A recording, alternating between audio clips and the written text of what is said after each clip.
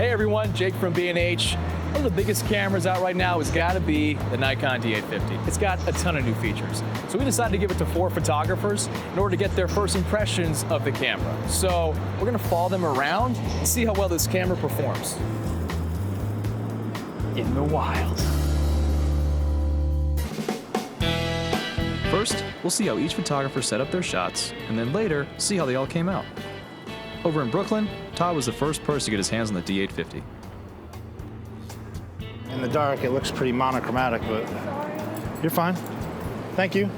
It's dark out, and all we've got are streetlights. Todd begins the night by setting up a few long exposure shots.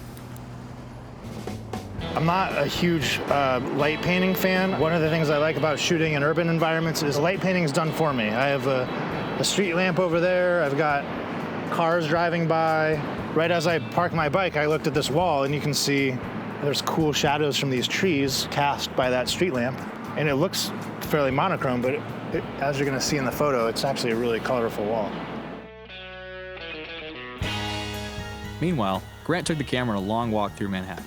For all its new tech, he likes the D850 for more traditional reasons. I primarily shoot film still. I'm used to producing prints up to 40 by 50 inches or 20 by 24s. Sort of with the D850 and its resolution, I can easily make a 40 by 50, it feels like.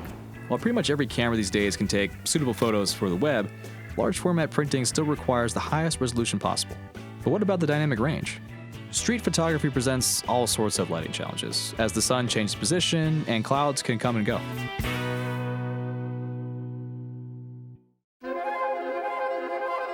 Over on the tennis court, B&H's very own John Harris was kind enough to help us try out the D850's autofocusing and burst rates.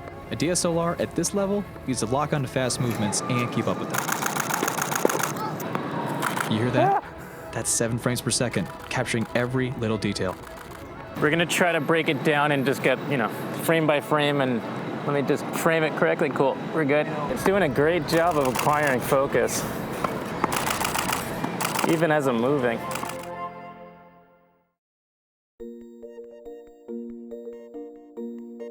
Back in the B&H studio, Sean is setting up a few cookies he just made for the shoot.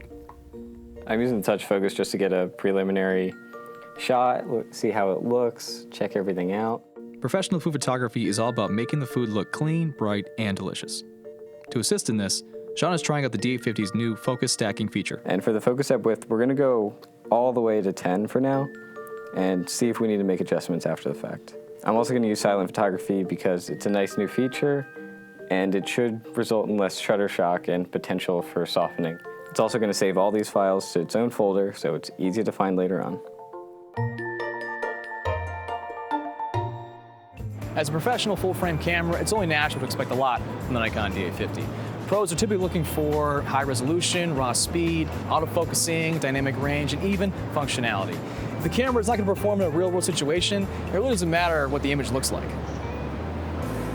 Now, when it comes to extreme low light, most cameras can get around this with long exposure on a tripod. ISO setting for this camera, 64. It's the lowest Nikon's ever done. How's it going? But with a maximum native ISO of 25,600, just how far can Todd push the D850? So we're gonna do a high ISO test, and we're gonna stay in the native range, which is ISO of 64 all the way up to 25,600. Here are some close-ups of the kind of noise performance you're getting here. I'm shooting at f4. We got 25 seconds on this first shot. So ISO 800, 1.5 seconds. ISO 3200, third of a second. ISO 6400, sixth of a second. ISO 12,800, tenth of a second. ISO 25,600. That's a 20th of a second, so you could actually shoot this handheld. It's easy easy to forget that some of the most important parts of a professional camera have little to do with how it looks and more to do with how it works. With that in mind, let's check in with Grant.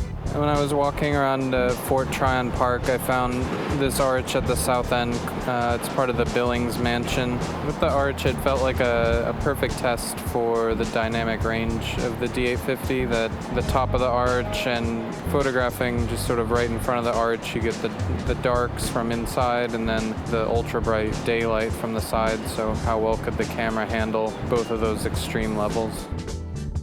Earlier in the weekend when I was shooting around, I had both the 58-1.4 and the 105-1.4, and I opted for the 24-70 today because the wide end right around 24, I could get a nice low angle and show off the actual structure of the arch. It would distort in a creative way that kind of worked nicely. Though focus stacking has become common in several recent cameras, the D850 doesn't do this internally as a JPEG, but instead saves full resolution RAW files. I like how the shot's looking right now, but looking at it, even stop down to 5.6 or f8, you still are losing the cookies in the back of the frame. Your focus is going to start where you focus it, and then it's going to move backwards in the frame. So if you're focused halfway through the cookies, let's say you're focused back here, you actually wouldn't get all the cookie in focus. Everything looks good again. Let's start. When you're working this close up, you just run into a lot of depth of field issues due to how the physics of light and lenses work. And especially with full frame cameras, depth of field becomes a real problem really quickly. Over in Photoshop, we can combine the images into a single deep focus capture. You'll take all these raw photos, which are all in one folder. You apply the same raw adjustments to all of them, and then you bring them into Photoshop in a single document. And then right there, you can do an auto merge, and it'll basically automatically tell everything that's in focus and give you a composite almost immediately.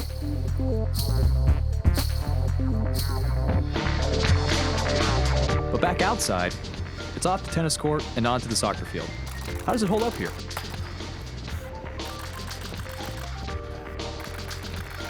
Well, we couldn't get every shot in, but the D850 locked on most of the time. Even when spinning, the autofocus and a high shutter speed kept that ball tack sharp.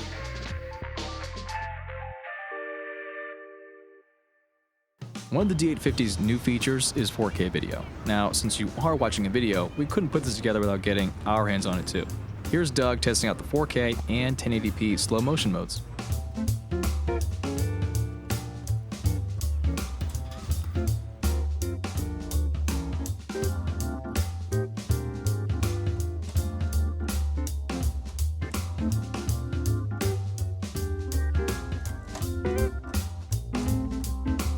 While it doesn't have a log mode, the video is somewhat flat out of camera and actually does give us a little room to grade. And that's a wrap. Let's go ahead and take a look at some of their work. The Nikon D850 is one of the most capable cameras we've seen in a while. For one, the low-light performance surprised us. Well, I always joke there's 3 stars that you can see in New York City, but I'm getting a lot of stars. Second, the AF tracking brings this camera in line with Nikon's flagship, the D5. And combine that with a 45.7 megapixel sensor, this is probably what makes the D850 the most versatile camera in the Nikon lineup. 4K video is a welcome addition, and yes, it does use the entire sensor, meaning you're going to get full frame video all the way. That's what editing is for. Lastly, all those built-in features like post-focusing, time-lapse, even the viewfinder blackout, make the camera feel more complete. It's not necessarily something I would use often, but when I need to use it, it's going to be a great help for those few instances. Well, hope you guys had fun. A special thanks to all the photographers and to you for watching. This is Jake with B&H. I'll see you next time.